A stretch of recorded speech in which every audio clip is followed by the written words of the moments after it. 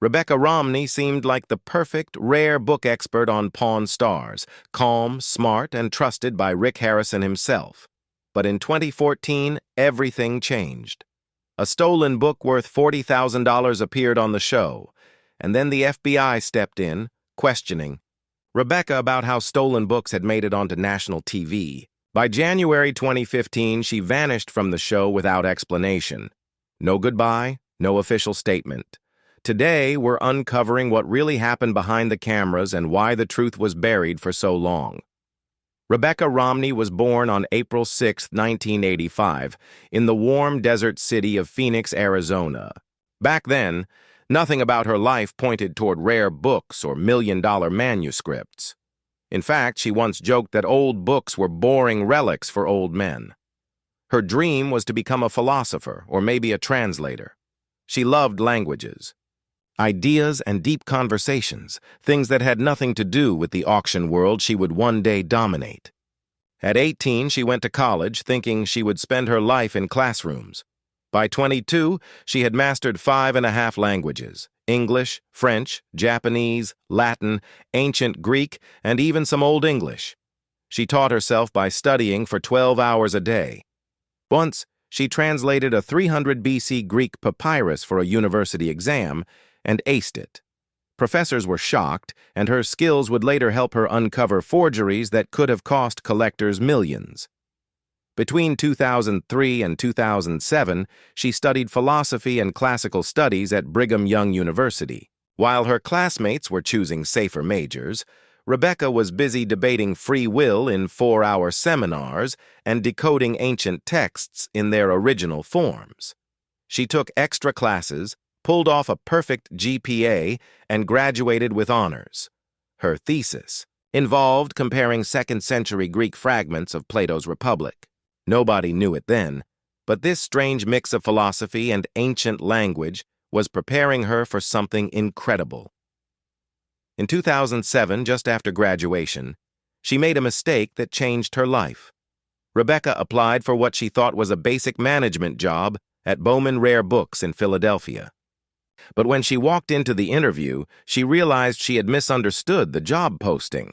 It was for a rare book specialist, something she knew nothing about. She almost walked out. Instead, she stayed, admitted she had no experience, and got the job anyway. Her language skills caught their attention, and that was enough.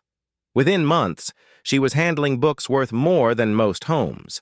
A Shakespeare folio from 1623, a page from the Gutenberg Bible, and first editions of Isaac Newton's Principia Mathematica. She was thrown into a world where one mistake could cost a fortune. By 2010, just 3 years later, she was promoted to gallery manager in Las Vegas. She was 26. By 2013, at age 29, she became the youngest senior director in the company's history. That role gave her control over catalogs, auctions, and private sales, totaling more than $10 million a year. One of her clients paid $300,000 for a book printed in 1472, and she wasn't just good at selling. She was uncovering fakes no one else could spot. Rick Harrison didn't find Rebecca Romney through a casting call. He already knew her. Back in 2007, she joined Bowman Rare Books when they opened a location in Las Vegas. By 2010, she was running the place. Rick had been running gold and silver. Pawned since 1989, and the world of rare books and antiques in Vegas wasn't that big. Their paths crossed at local events, through mutual contacts, and through a shared obsession with history. So when Rick needed someone who truly understood old paper, not just books, but documents, signatures, and handwriting, he didn't ask producers to find an expert. He picked up the phone and called her. That call led to her first appearance on Pawn Stars in 2011, not as a hired TV personality, but as someone already trusted off camera. Their friendship grew after filming. They even went on double dates. Fans had no idea that the calm, book-smart expert on screen wasn't just a good fit. She was hand-picked. When she stepped in front of the camera for the first time in Season 4, on April 4, 2011, she was handed a stack of Civil War-era papers. Among them was a Confederate bond from 1861 that could be worth $5,000 if real. She examined the paper texture, the ink, and even the way it had been printed. In less than 10 minutes, she exposed a forged signature that dropped the value from 10 grand to just a few $100.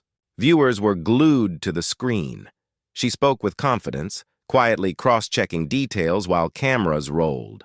By the end of the episode, she wasn't just another guest expert. She was the book lady, and she stole the show. Ratings jumped by 15%. From that point on, if the pawn shop got anything made of paper, books, letters, or historical documents, Rebecca was the one they called.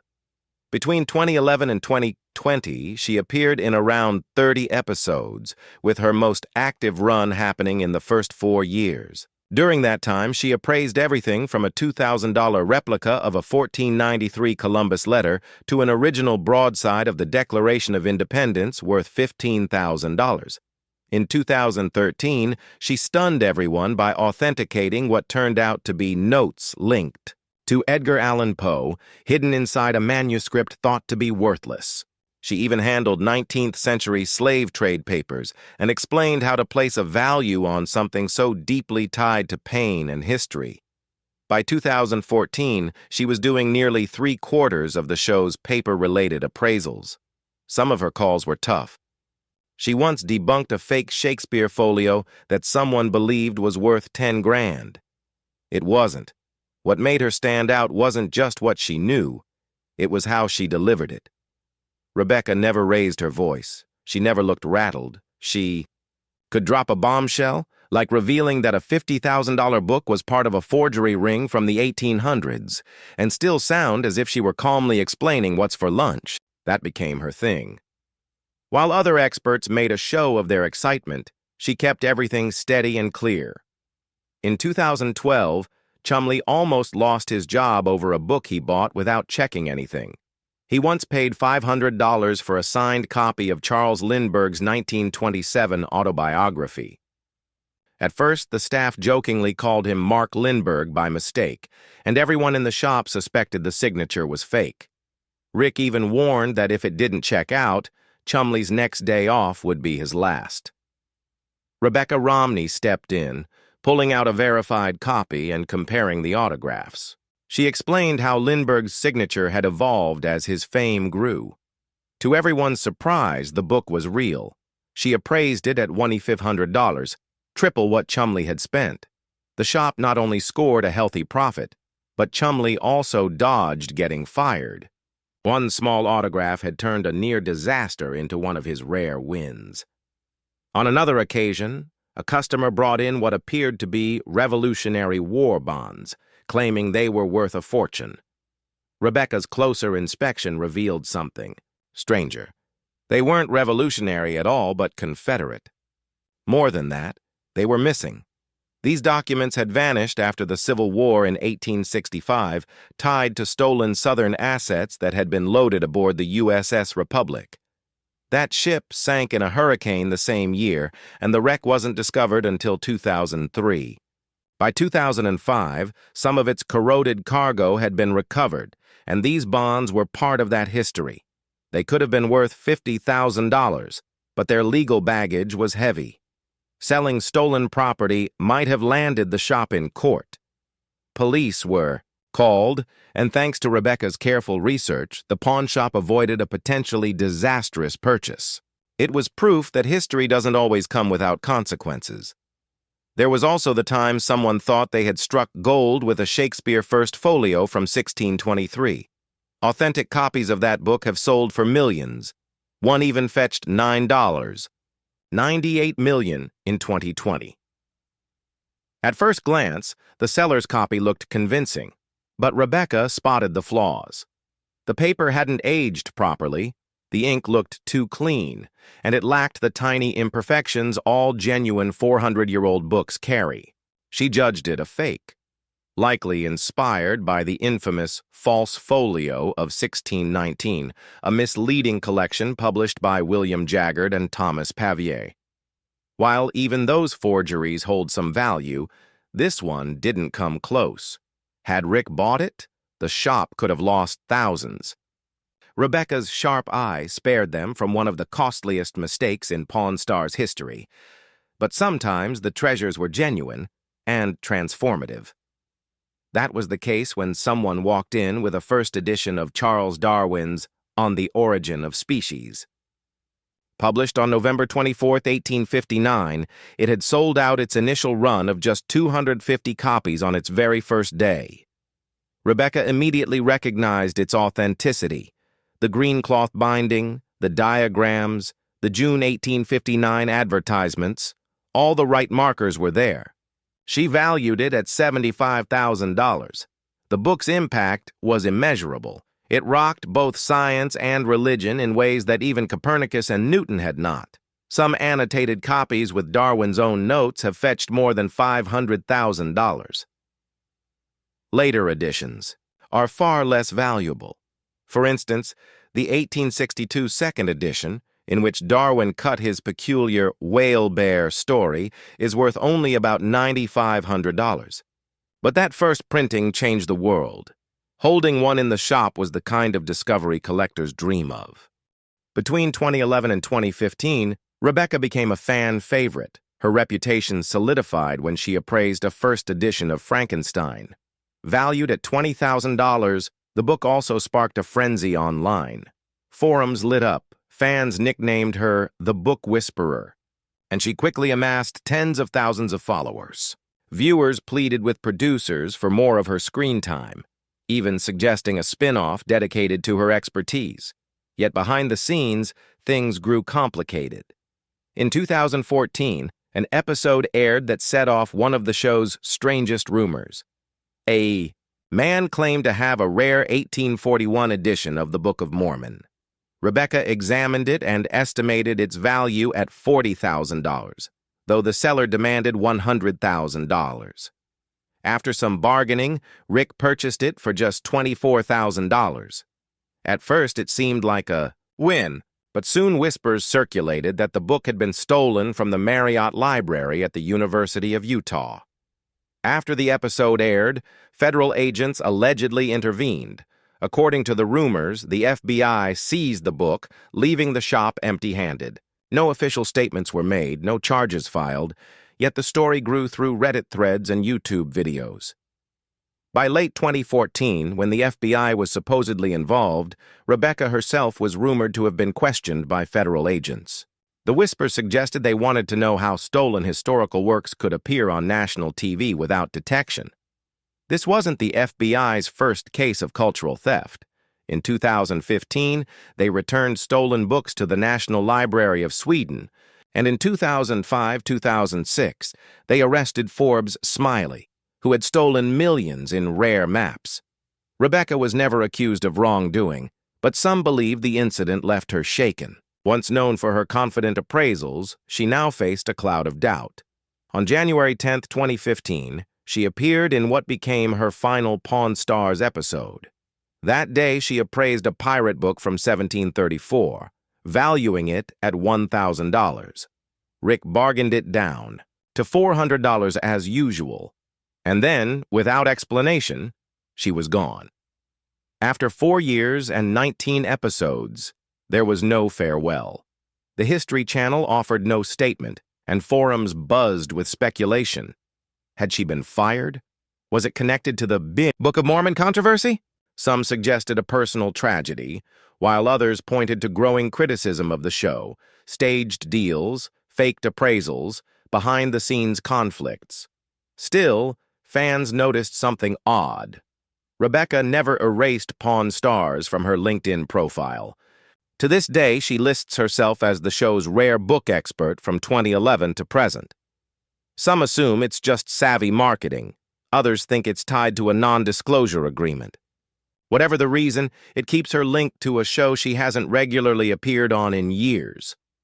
In 2016, she moved to Philadelphia, officially for a promotion.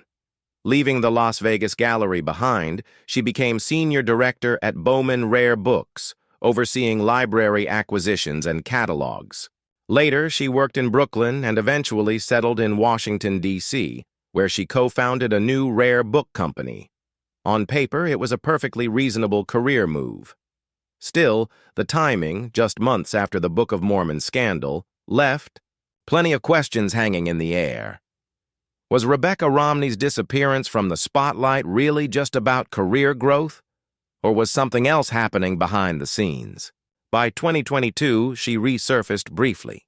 Appearing in a special episode of Pawn Stars Do America, she joined the crew in Washington, D.C., where she appraised yet another pirate book. Her energy with the team was unchanged, teasing Chum Lee, joking with Corey, but her return only deepened the mystery surrounding her years away. Back in 2016, Rebecca had married J.P. Romney, an author and historical researcher who shared her passion for books. The marriage carried an unusual twist. J.P. was distantly related to one of the most recognizable names in American politics, Mitt Romney, the 2012 presidential candidate who had captured nearly half the nation's vote. Through that connection, Rebecca became loosely tied to a political dynasty that also included George Romney, Michigan's governor from 1963 to 1969. Yet despite this family link, she never once met Mitt. The connection existed, but it was more about name recognition than real relationship. Her rise to fame from Pawn Stars was still fresh during those years.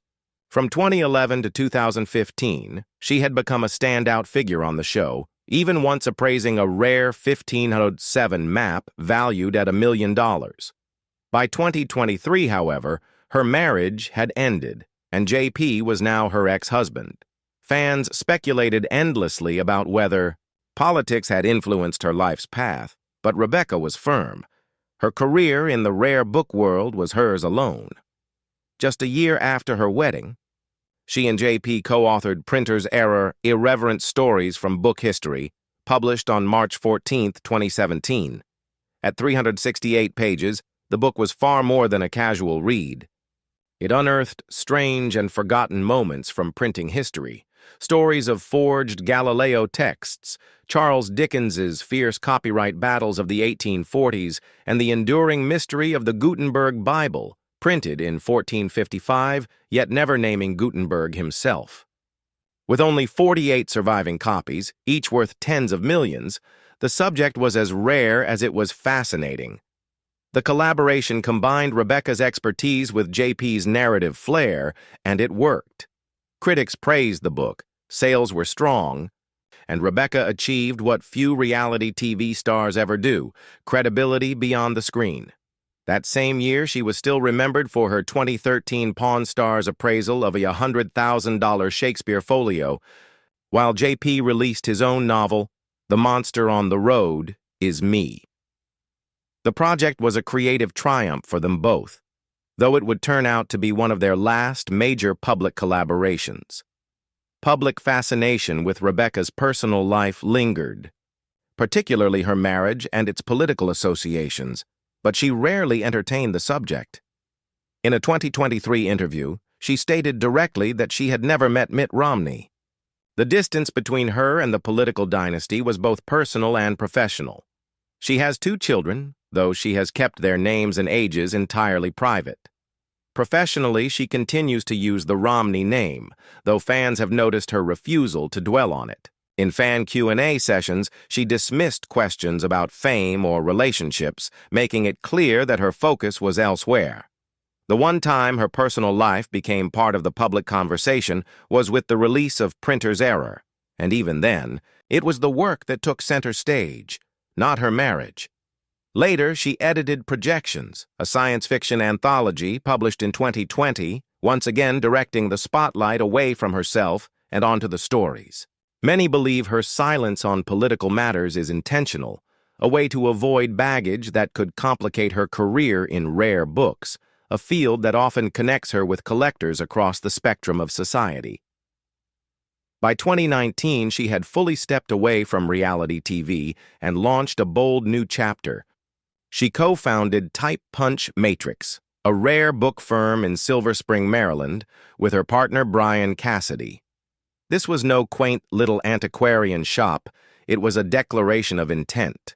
Their inventory was audacious: Shakespeare folios, leaves from the Gutenberg Bible, and titles that were both rare and radical.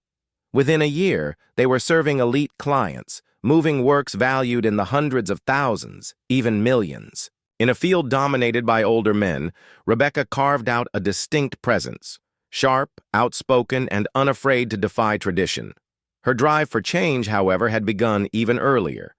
In 2017, she partnered with Heather O'Donnell to establish the Honey and Wax Book Collecting Prize. Each year, they awarded $1,000 to women under 30 who had built the most original and surprising book collections. Price was irrelevant. Meaning was everything. In 2023, a tattoo artist won with Hybrid Botanical Works. In 2024, a national security analyst took the prize for a military-themed collection. Rebecca had noticed that while many women were passionate about collecting, few felt comfortable calling themselves collectors. The prize changed that. With support from Biblio and Christie's, it gave these women confidence, visibility, and a rightful place in the rare book world. By 2025, 9 women had been honored and many more inspired. That same year, Rebecca released a book that would cement her reputation further. Jane Austen's Bookshelf, published on February 18, 2025, was not just another literary study, it was a cultural bombshell.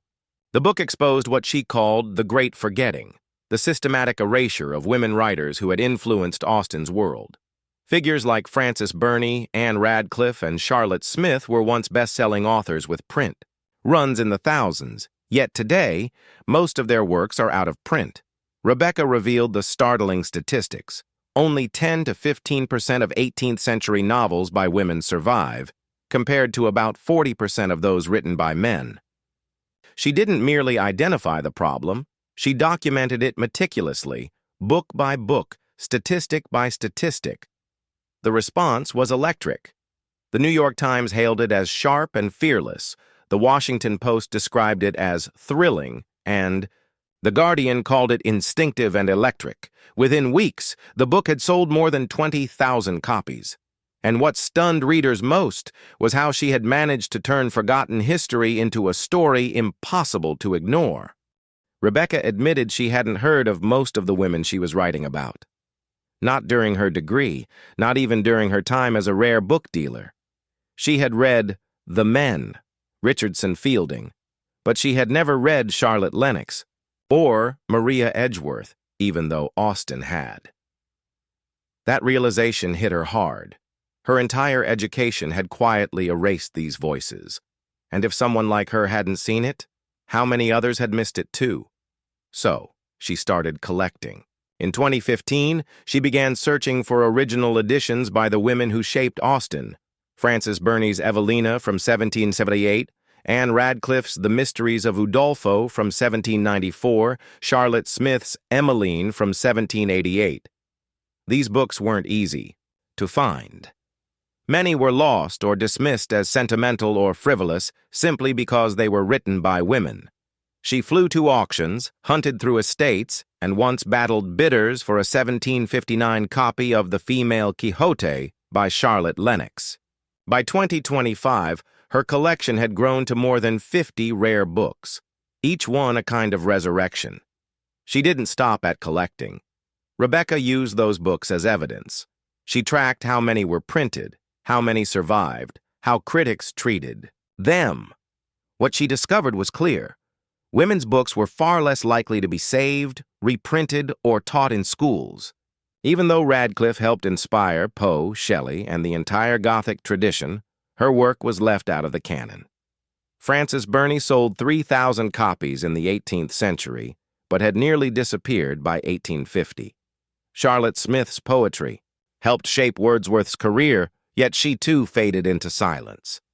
Rebecca used these patterns to show how sexism wasn't just in the reviews. It was baked into the survival of literature itself. Her own story doesn't begin in a grand old library. It begins under the neon lights of a Las Vegas pawn shop, where she first appeared on television as a rare book expert. But somehow, that unlikely start took her into the most exclusive rooms in American bibliophilia. One of them is the Grolier Club in New York. Founded in 1884, it is the oldest and most elite society of book collectors in the country. Only 825 people worldwide can call themselves members. Yet in May 2025, Rebecca will stand there, delivering a lecture titled Jane Austen's Bookshelf, Collecting as Investigation. That talk had its spark in 2023, when she stumbled across a Victorian edition of Evelina by Frances Burney. That book changed everything. It set her on a path of uncovering the women who once inspired Austen, but were largely erased from the canon. Rebecca isn't just telling literary history, she is actively rewriting it. Since 2015, she has also been a pillar of the antiquarian book seminars, where more than 100 aspiring rare book dealers gather each year to learn from her. She tells them the truths most never hear. The rare book world isn't always pure. She speaks openly about the Thomas J. Wise forgeries of the 1930s, a scandal involving more than 50 fake first editions that fooled experts for decades. She shows how collecting isn't just about ownership, it's about uncovering. Her lessons go deeper than market value. They reveal the hidden fingerprints of authors forgotten by history. One such author was Burney, whose 1778 novel sold 500 copies in its first run and laid the foundation for Pride and Prejudice. Rebecca's work is the reason people are beginning to recognize that. She is also reshaping how rare books are authenticated. In 2019, she co-founded Type Punch Matrix. But it wasn't just another book firm. By 2023, she was using AI and blockchain to verify provenance with a test case involving a $50,000 Sylvia Plath manuscript. The software traced ownership back to 1956. This leap wasn't accidental. It grew out of the fraud she examined in her 2017 book Printer's Error, which explored the history of forged books like the fake Gutenberg Bibles of the 1840s. By 2022, she was collaborating with tech firms to build tools most collectors could only dream of, spectral ink scanners that detect forgeries with 95% accuracy, catching things the human eye would miss. In 2024, one of these scanners uncovered a forged Columbus letter from 1493, and she didn't hoard these tools, she brought them into her seminars. Over 200 dealers learned how to use them in the past year alone. Techniques once confined to the Smithsonian were suddenly in everyone's hands. She even began developing VR simulations that allow people to handle rare books digitally without ever touching the originals. This isn't just preservation, it's transformation. Her ambition still didn't stop there. By 2025, Rebecca was expanding Type Punch Matrix into museum consulting. From a humble $100,000 startup in 2019, the company had grown to appraise over 1,000 rare items worth more than $10 million. One highlight was a 16th-century manuscript displayed at the Boston Book Fair in 2023. Another came in 2022 when she helped the Lilly Library acquire 2,000 romance novels for $250,000 in just 16 hours, a record in the field. These weren't just business wins. They were cultural statements. Her consulting now focuses on bringing overlooked voices into institutional collections. In 2024, she helped curate an exhibit spotlighting 18th-century Black writers. Her team in Silver Spring, Maryland, has grown to 10 people. If her consulting model succeeds, it could generate $2 million a year through museum partnerships alone.